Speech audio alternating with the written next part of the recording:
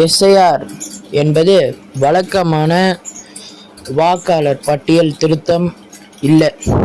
வழக்கமாக தேர்தல் ஆணையம், அதாவது எலெக்ஷன் கமிஷன் தான் வாக்காளர் பட்டியல் ஓட்டர் லிஸ்ட்லேருந்து இறந்தவங்களை டெலீட் பண்ணுறது, அப்புறம் புது ஓட்டர்ஸை ஆட் பண்ணுறது, அதுக்கப்புறம் ரொம்ப நாளாக ஊரில் இல்லாதவங்களை டெலீட் பண்ணுறது போன்ற இந்த சேஞ்சஸ் எல்லாம் தான் பார்க்கணும்னு எனக்கு தெரிஞ்ச வரைக்கும் இதுதான். பட் ஆனால் இந்த எஸ்ஐஆர் ஸ்பெஷல் இன்டென்சிவ் ரிவிஷன் அப்படின்றது ஆல்ரெடி இருக்கக்கூடிய ஓட்டர் லிஸ்ட்டை சரி பார்த்து டெலீட் அப்புறம் இல்லைன்னா ஆட் பண்ணுற செயல்முறை கிடையாதான். பத்தாவது குறைக்கு தேர்தல் ஆணையம் இப்போதுள்ள வாக்காளர் பட்டியல் முற்றிலுமாக குப்பை தொட்டியில் போட்டுருச்சுன்னு தான் நான் சொல்லுவேன்.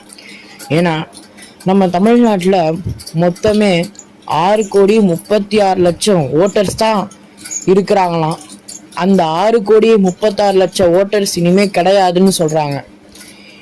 இப்போது புதுசாக ஒரு கணக்கெடுப்பு ஃபார்மை கொடுக்க ஆரம்பிச்சிட்டானுங்க.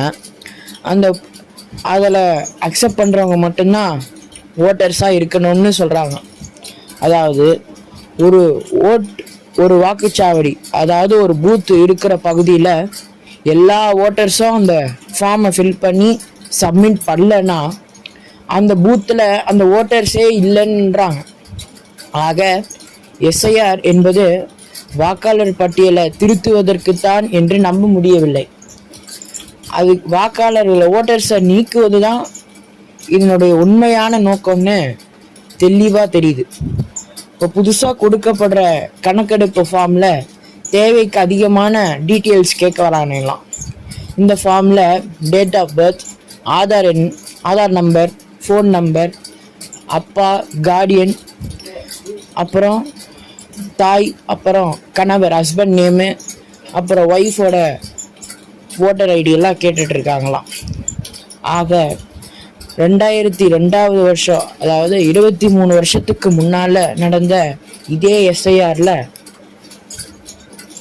ஓட்டர்ஸோட உறவினர் பெயர், அப்புறம் ஓட்டர்ஸோட உறவு முறை பற்றிய தகவல்களும் அடிஷ்னலாக கேட்குறாங்களாம்.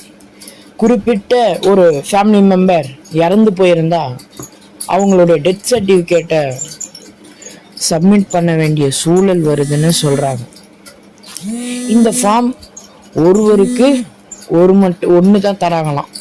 இதில் கியூஆர் கோடு ஒன்று இருக்கும். ஆக இதை ஜெராக்ஸ் எடுத்து வேறு ஒருத்தர் யூஸ் பண்ணிக்க முடியாது. அந்த கியூஆர் கோடு பக்கத்தில் அவங்களுடைய சம்மந்தப்பட்ட ஓட்டருடைய இமேஜ் இருக்கும்.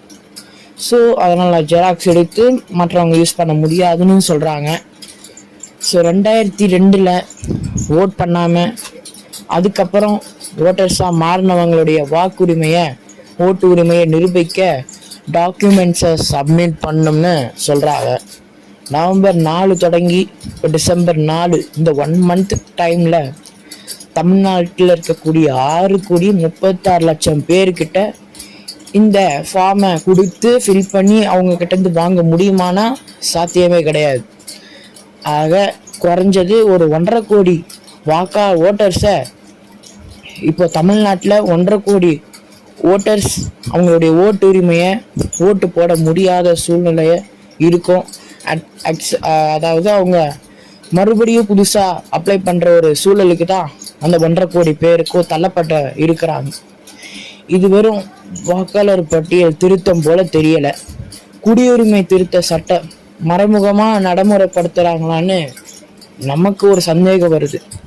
பிஜேபியுடைய ஆதிக்கத்தில் இருக்கக்கூடிய இந்திய தேர்தல் ஆணையம் தமிழ்நாட்டில் உள்ள பெரும் பகுதி மக்களுடைய ஓட்டு உரிமையை வாக்குரிமையை பறிக்கணும்னா இந்த உள்நோக்கத்தோடு தான் செயல்படுது. பிஜேபி இல்லாத கட்சிங்களுக்கு வாக்களிக்க வாய்ப்புள்ளவர்களுடைய வாக்குகளை ஓட்டர்ஸை நீக்குவது தான் இந்த எஸ்ஐஆர்னுடைய நோக்கம் அப்படின்ற ஒரு டவுட்டும் கிளியர் ஆகுது. ஸோ ஏடிஎம்கே, பிஜேபி அந்த கூட்டணிங்க இதை சப்போர்ட் பண்ணுறதுனால இந்த டவுட் இன்னும் அதிகமாகுது. இந்த நாட்டில் ஏழை பணக்காரர்கள், ஆண் பெண், எந்த மதம் சாதியை சேர்ந்தவராக இருந்தாலும் அனைவரும் சமமாக இருப்பது தான் இந்த வாக்குரிமை, நம்ம ஓட்டர்ஸுடைய உரிமை. அதை பறிக்கிற வேலையை தான் நம்ம பாஜக சார்பாக இந்த எலெக்ஷன் கமிஷன் செயல்பட்டு வருதுன்னு நான் சொல்கிறேன். இதை நம்ம கடுமையாக எதிர்க்கணும். மக்கள் இவர்களுக்கு வாக்களிக்க விரும்பவில்லை அப்படின்றதுனால மட்டும்தான் ஆல்ரெடி ஓட்டிங் மிஷினை வச்சு மோசடி பண்ணிக்கிட்டு இருந்தாங்க இந்த பிஜேபி. அதுலேயும் இவங்களால மீள முடியல.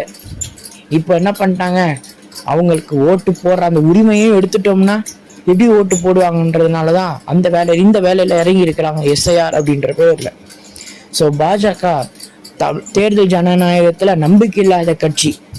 அதை வரலாறும் உடைப்பதும் தகர்ப்பதும் அழிப்பது மட்டும்தான் அவங்களோட வேலையாக இருக்கும்.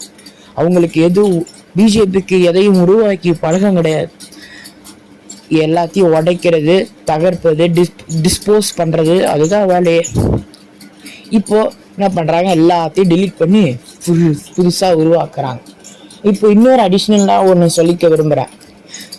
நம்ம தமிழ்நாட்டில் வடக்கன்ஸோட எண்ணிக்கை 75 லட்சம் பேர் இருக்கிறாங்களாம்.